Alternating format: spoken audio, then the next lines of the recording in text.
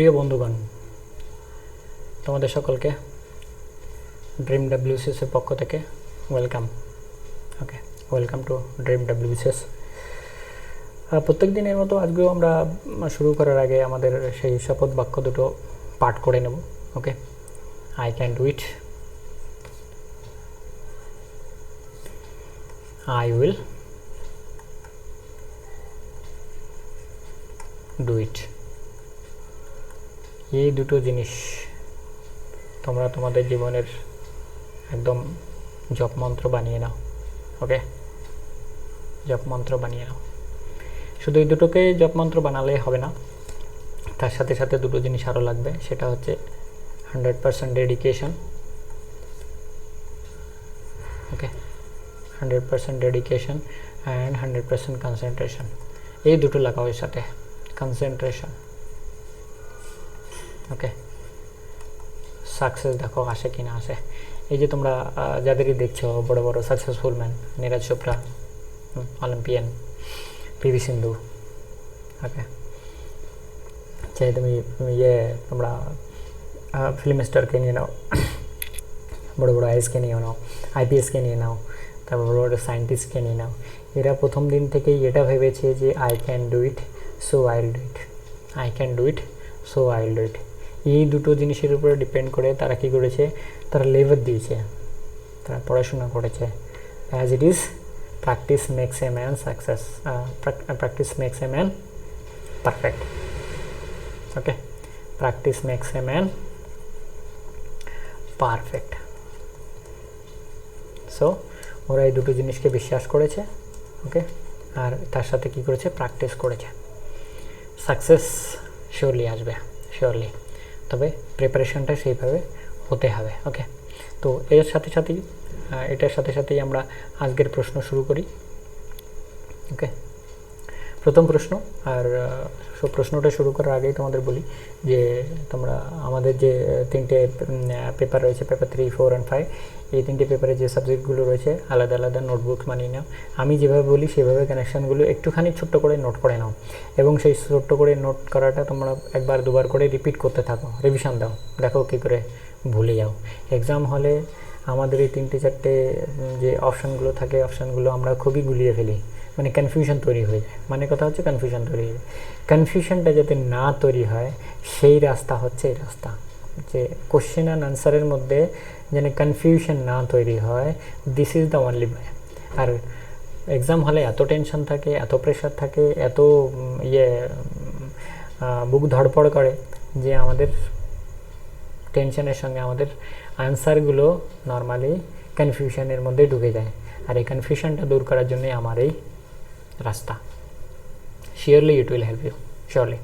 প্রশ্ন তো চলে যায় এখন, যে which one of the following countries does not share its border with Black Sea. Okay, এবার দেখো এই ধরনের ছোটো ছোটো জিনিসগুলোকে আমাদের আন্ডারলাইন অথবা সার্কেল করে নিতে হবে। যেখানে নর্মালি কী হয়, হাঁ বাচক কোশ্চেন থাকে, কিন্তু এখানে না বাচক কোশ্চেন। ওকে, এই নাবাচক কোশ্চেন 10টার মধ্যে একটা অথবা 20টার মধ্যে একটা আমরা পাবো।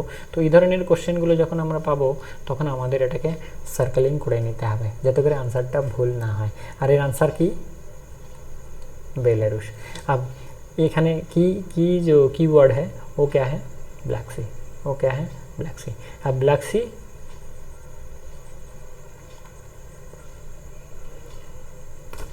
बेलारूस। ओके, ब्लैक सी বেলারুশ। ব্ল্যাক থেকে বেলা, ব্ল্যাক থেকে বেলা, ব্ল্যাক থেকে বেলা। তোমরা এটাকে তোমরা 4-5 বার রিপিট করো, খাতায় নোট করে রাখো, মাঝখানে একবার রিভিশন দাও, এক্সামের আগে 2-1 রিভিশন দাও, বাস। আমি বলবো বাস এই পর্যন্ত তোমার আনসার ফিক্স। তোমার কনফিউশন হওয়ার কোনো জায়গাই নেই, কনফিউশন হওয়ার কোনো জায়গা, নো কনফিউশন। এইভাবে তুমি যদি পড়ো তো no confusion. Okay, no confusion তৈরির জায়গাই হবে না। ওকে, আর এরপরে কি বলছে, the Black Sea is an inland sea. তাহলে এটা কি, ইনল্যান্ড সি। এটাও একটা প্রশ্নের উত্তর আমরা জেনে গেলাম যে ব্ল্যাক সি হচ্ছে একটা ইনল্যান্ড সি। এরকম প্রত্যেকটা লাইনে দেখবে যেগুলো আমরা পড়ি আমরা অতটা খেয়াল করি না, কিন্তু এখন থেকে তোমাদের কী করতে হবে, খেয়াল করতে হবে, যাতে করে আমরা ছোটো ছোটো প্রশ্নগুলোর উত্তরও মানে এক্সপ্লেনেশন থেকে কিছু একটা উত্তর পেয়ে যাই। আর এর চারিপাশে কী কী কান্ট্রি আছে, টার্কি, বুলগেরিয়া, আচ্ছা ইউক্রেন, রাশিয়া অ্যান্ড জর্জিয়া। ওকে, তো এবার আমরা ওই কোশ্চেনে যেতে যেতে একবার রিপিট করি যে ব্ল্যাক থেকে বেলা, ব্ল্যাক থেকে বেলা, ব্ল্যাক থেকে বেলা। নেক্সট কোশ্চেন কি, which planet is known as watery planet, which planet is known as watery planet? তাহলে আনসারটা কি, আর্থ। তাহলে আর্থে আমরা জানি 3/2 ভাগ ওয়াটার। ওকে, 3/2 ভাগ ওয়াটার, আর 3 ভাগের 1 ভাগ কি, ল্যান্ড এরিয়া। ওকে, তো যেখানে এত পরিমাণ জল, ন্যাচারালি সেটাকে ওয়াটারি বলা হবে, ন্যাচারালি সেটাকে ওয়াটারি বলা হবে। এবার আমরা আমাদের মধ্যে যদি কেউ, তোমরা যারা আমার ভিডিও দেখছো, তারা যদি এরোপ্লেনে কখনো জার্নি করে থাকো, তাহলে দেখবে সমুদ্রের উপর দিয়ে যখন যাবে তখন দেখা যাবে ব্লু কালার, আর বাইরে থেকে, ওর থেকে উপর থেকে বাইরে থেকে যদি দেখা হয় পুরো পৃথিবীটাকেই ব্লু কালার মনে হবে। ওকে, পুরো পৃথিবীটাকেই ব্লু কালার মনে হবে।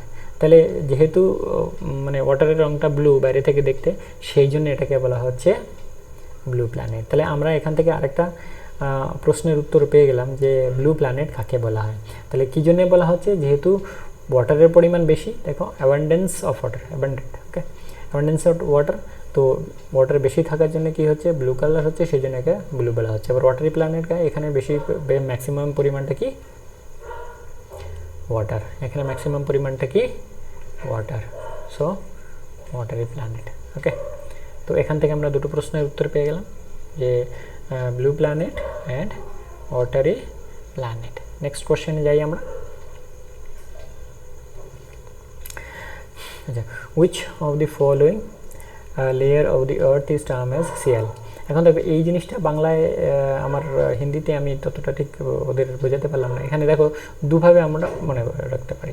শিয়াল, আচ্ছা শিয়াল মানে ওই জানোয়ারটাকে বলছি শিয়াল, মানে খ্যাক শিয়াল যেটাকে বলি, ফক্স, FOX, ফক্স, যেটাকে আমরা বলি ফক্স।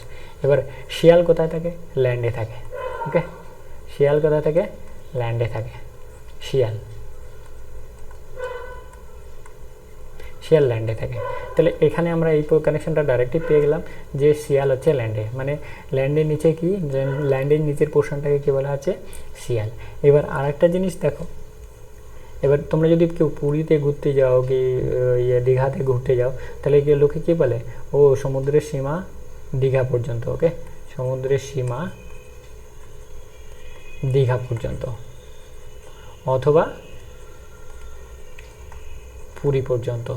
ওকে, তাহলে দেখো সমুদ্রের সীমা, সমুদ্রের সীমা, তাহলে সমুদ্রের নিচে সীমা। এখানে যে বোল্ড করে যে জিনিসটা বলা আছে, শিয়াল being under the land and সীমা বিং আন্ডার দি ওশান, এটাই হচ্ছে উত্তর। ওকে, এই দুটো আমরা মনে রাখবোই। এই দুটোর মধ্যে থেকে একটা প্রত্যেকটা এক্সামে আসছে, হয় প্রিলিমসে আসছে, WBCS এর, নইলে মেইনসে আসছে। তাহলে আমাদের দেখো দুটো প্রশ্নই উত্তর হয়ে গেল, দুটো প্রশ্নেরই উত্তর হয়ে গেল। শিয়াল ল্যান্ডে থাকে, তাহলে শিয়ালটা হচ্ছে ল্যান্ডের নিচে হবে, আর সমুদ্রের সীমা পুরী পর্যন্ত, অতএব সমুদ্রের নিচে গিয়ে আছে সীমা আছে, সমুদ্রের নিচে গিয়ে আছে সীমা আছে। তাহলে আমরা দুটো কোশ্চেন ভুলছি না। আসি অরিজিনাল কোশ্চেনে বা প্রশ্নতে, যে হুইচ ইজ টার্মড অ্যাজ শিয়াল। তো আর্থ ক্রাস্ট ইজ টার্ম অ্যাজ শিয়াল, কেননা আর্থ ক্রাস্টের নিচেই জাস্ট শিয়াল, আর এটা মানে আর্থ ক্রাস্টকে ধরে, মানে পৃথিবীর যে উপরের অংশ, এইটা ধরেই শিয়ালটা হচ্ছে। ওকে, আর শিয়ালটার ফুল ফর্ম কি, সিলিকা অ্যান্ড অ্যালুমিনিয়াম, আর সীমাটা কি হচ্ছে, সিলিকা অ্যান্ড ম্যাগনেশিয়াম। ওকে, এটা বোঝা গেল। তাহলে শিয়াল কোথা থেকে, ফক্সটা ডাঙায় থাকে, মানে মাটিতে থাকে, সেই জন্য শিয়ালটা কোথায় থাকবে, ল্যান্ডের নিচে থাকবে। আর সমুদ্রের সীমা, তাহলে ওশান ফ্লোরের নিচে কী থাকবে, সীমা থাকবে। আশা করি তোমরা ভুলবে না, একবার দুবার রিপিট করে নেবে মাঝে, আর এক্সাম যাওয়ার আগে জাস্ট নোটবুক থেকে একবার উল্টে পাল্টে দেখে নেবে। ওকে, আচ্ছা নেক্সট কোশ্চেন হচ্ছে গিয়ে রেড প্ল্যানেট। নেক্সট কোশ্চেন হচ্ছে রেড। রেড মানে কি, লাল, আর লাল হচ্ছে মঙ্গলের প্রতীক। কেন বলছি, দেখো আমরা নর্থ ইন্ডিয়াতে যদি যাই, তাহলে মন্দিরে দেখবে যে সমস্ত গাছপালাগুলো রয়েছে তার চারিপাশে লাল কাপড় দিয়ে জড়ানো থাকে, লাল কাপড় জড়ানো থাকে। কেন জড়ানো থাকে, ওই মানুষই থাকে কারো, সেই সমস্ত জায়গায় ওরা ওই লাল কাপড়, অন্য কোনো কাপড় দেখতে পাওয়া যাবে না কিন্তু। ওকে, আমরা দেখো মন্দিরে যে পুরোহিতরা পুজো টুজো করে, তারা দেখো অনেক সময় ম্যাক্সিমাম ক্ষেত্রে ওরা লাল কাপড় পরে, মোটামুটি ওই গেরুয়া রঙের কালার আর কি। তো ম্যাক্সিমামটাই আমরা যদি লাল ধরি তাহলে মঙ্গল লাল। ওকে, তো রেড প্ল্যানেট কে হলো লাল, লাল থেকে মঙ্গল। ওকে, আর মঙ্গল তো বাংলায় আমরা বলি, আর ইংলিশে তো মার্চ বলা হয় ওটাকে। সো এর আনসারটা কি হচ্ছে? এর আনসারটা হচ্ছে মার্চ। ওকে, মনে করি তোমাদের উত্তরটা বোঝাতে পেরেছি এবং এই কানেকশানটা তোমাদের দিতে পেরেছি, অতএব এই কানেকশানটা তোমাদের মনে থাকবে।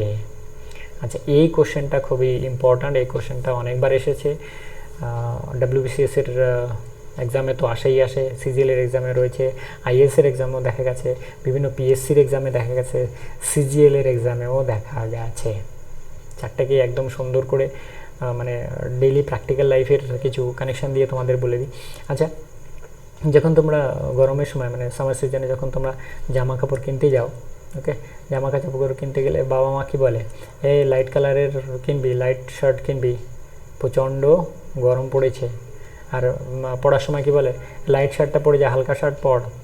ওকে, তো গরমের সময় কি হচ্ছে, আমরা হালকা শার্ট ব্যবহার করছি। গরমের সময় কী হচ্ছে, আমরা হালকা শার্ট ব্যবহার করছি। तो नेचुरली डार्क কালারের যে শার্ট আছে সেগুলো কী হবে, আমরা উইন্টার সিজনে পরবো, সেগুলো কী হবে, উইন্টার সিজনে পরবো। ওকে, তো এখানে একটা জিনিস তোমাদের বলে দিই যে যখন আমি বুঝতে পারছি এর সাথে বি এর পেয়ার হচ্ছে, আমি যদি এর সাথে বি এর পেয়ারটাকে কনফার্ম মনে রাখি, তাহলে সি এর সাথে ডি এর পেয়ারটা কনফার্ম, সি এর সাথে ডি এর পেয়ারটা কনফার্ম। যেমন বলছি যে আমার ডার্ক কালারটা যদি উইন্টার সিজন মনেও না থাকে, মানে ওটাকে যদি কানেকশান দিয়ে মনেও না রাখতে পারি, তাহলে লাইট কালারের শার্টের কথা মা বাবা বলবে।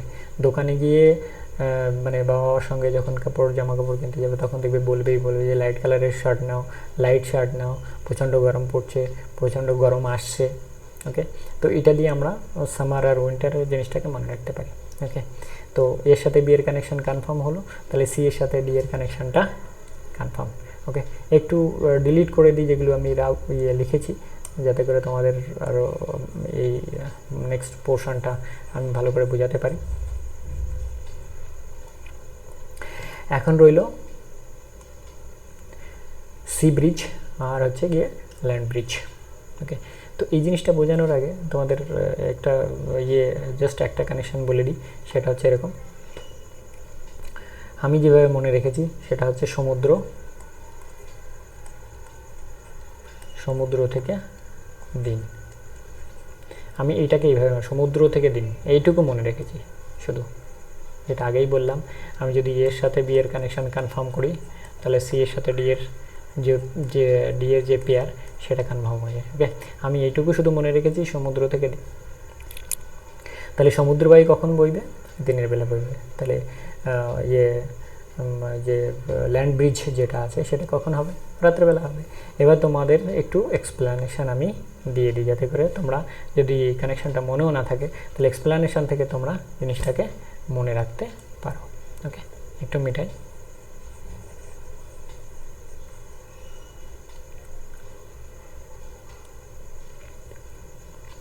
আচ্ছা, এটা বোঝে মানে এক্সপ্লানেশন দেওয়ার আগে এই জিনিসটা একটু পড়ে নিই যে ফর দিস স্পেসিফিক হিট, এটার মানেটা হচ্ছে স্পেসিফিক হিট ওয়াটারের সবচেয়ে বেশি আর বাকি জিনিসের কম ওয়াটার থেকে।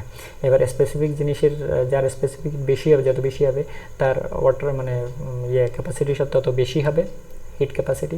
এবার সেই জন্য তার গরম হতে বেশি সময় লাগবে, ঠান্ডা হতেও ঠিক তেমনই বেশি সময় লাগবে।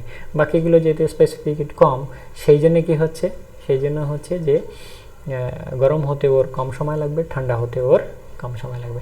এবার এখানে আছে আমাদের ল্যান্ড আর এটা হচ্ছে ওয়াটার। তো দিনের বেলা এটা হচ্ছে সূর্য, দিনের বেলা যখন সূর্যের তাপ পড়বে তখন কি হবে, জমি মানে মাটি তাড়াতাড়ি গরম হয়ে যাবে। তাহলে এর উপরে যে সমস্ত বায়ু রয়েছে সেগুলো তাড়াতাড়ি গরম হয়ে যাবে, গরম হয়ে কী করবে, উপরের দিকে উঠে যাবে। তাহলে এই জায়গাটা ফাঁকা হয়ে গেল। তো ন্যাচারালি সমুদ্রের উপর থেকে কি হবে, বায়ুটা এসে এখানে ভরাট করবে। ওকে, যেহেতু সমুদ্র থেকে আসছে দিনের বেলা, সেই জন্য একে বলা হচ্ছে সমুদ্র অথবা সি ব্রিজ। ওকে, সি ব্রিজ। বোঝা গেল কেন হচ্ছে। তাহলে দিনের বেলা প্রচণ্ড তাপে জমি মানে মাটি তাড়াতাড়ি গরম হয়ে যাচ্ছে, ওর সংলগ্ন যে বায়ু তাড়াতাড়ি গরম হয়ে উপরের দিকে উঠছে, সমুদ্র থেকে বায়ু এসে এই জায়গাটার ফাঁকা জায়গাটা পূরণ করছে, যার ফলে কি হচ্ছে সমুদ্র থেকে আসার জন্য সি ব্রিজ একে বলা হচ্ছে। ঠিক অপোজিট রিয়াকশান রাতে হবে।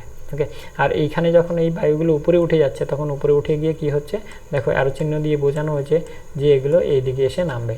তো এইখানে তখন কি থাকে, যেহেতু এখানে লো প্রেশার এরিয়া সৃষ্টি হচ্ছে তাহলে ন্যাচারালি এর পাশে হাই প্রেশার এরিয়া সৃষ্টি হবে। ওকে, আর কুল আর ঠান্ডা বায়ু নিচের দিকে নামবে, আর এই ঠান্ডা বায়ু আবার এইদিকে এসে গ্যাপ পূরণ করবে। ওকে, এবার এই জায়গাটা একটু মিটিয়ে দিয়ে তারপরে তোমাদের ওই পোর্শনটুকু বাকি পোর্শনটুকু একটু বুঝিয়ে দিই, সো দ্যাট তোমাদের আইডিয়া ক্লিয়ার হয়ে যায়।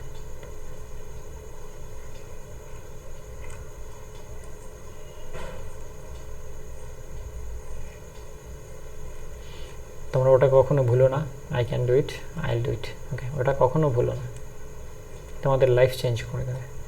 ওকে, এটা কখনো তোমরা ভুলো না, কখনো। আচ্ছা, এবার আসি নাইট টাইমের সময় কী হচ্ছে। আগেই বললাম যে স্পেসিফিক হিট ল্যান্ডের কম ওয়াটারের থেকে, যার ফলে কী হবে সন্ধ্যা ঢলতেই তাড়াতাড়ি এটা ঠান্ডা হয়ে যাবে। তাহলে এখানে যদি এই মাটি ঠান্ডা হয়ে যায় তাহলে এর সংলগ্ন বায়ু কী হবে ঠান্ডা হয়ে যাবে। তো এর সংলগ্ন বায়ু যখন ঠান্ডা হয়ে যাচ্ছে তখন ভারী হয়ে যাচ্ছে, আর এর উপরে যে জল যে ক্যাপাসিটি ধরে রেখেছিল হিট সেগুলো কিন্তু তখনও গরম আছে। তো এর সংলগ্ন যে বায়ু আছে সেগুলো কী হবে গরম থাকবে, গরম হয়ে কী হবে হালকা হয়ে উপরের দিকে উঠবে।